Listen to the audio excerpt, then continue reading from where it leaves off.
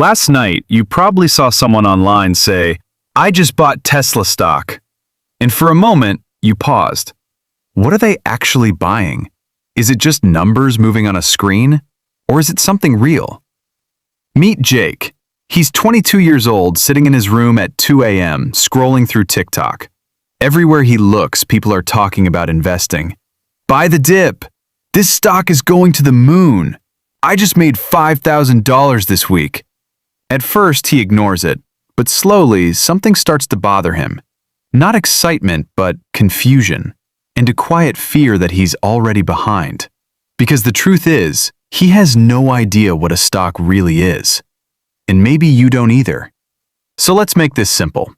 A stock is not just a number, it's ownership. Real ownership in a real business. Imagine your favorite company like a giant chocolate cake. Now cut that cake into millions of small pieces. Each piece is a share. And when you buy one, you're saying, "I own a piece of this company." Even if it's small, it's still yours. Now think about what that means. If the company grows, your piece grows. If it struggles, your piece loses value. You're connected to its success and its failure. Let's make this real with a story. There's a girl named Maya. She dreams of opening a sneaker store called Fresh Kicks. She needs $100,000, but only has $50,000. So instead of taking a loan, she divides her business into 10 parts. She keeps 5 and sells the rest to people who believe in her idea. One of them is Jordan, who invests $10,000. At first, the business struggles, but over time, it grows. 5 years later, the business is worth $300,000. Jordan's investment is now worth $30,000. But not every story ends like this. If the business failed, his $10,000 could turn into $5,000, or even zero. That's the reality of stocks. It's ownership, but it comes with risk.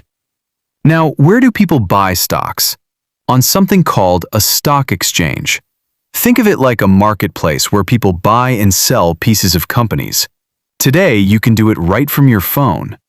Now here's something important. Not all stocks are the same. Common stock gives you more growth potential, but more risk. Preferred stock gives you more stability, but less upside. So why do people invest? Because of growth. A bank might give you 1 or 2% per year. Stocks have historically returned around 7 to 10% over time. But it's not easy. The market goes up and down. It's emotional. Many people panic and make mistakes. But those who understand it and stay patient think long-term.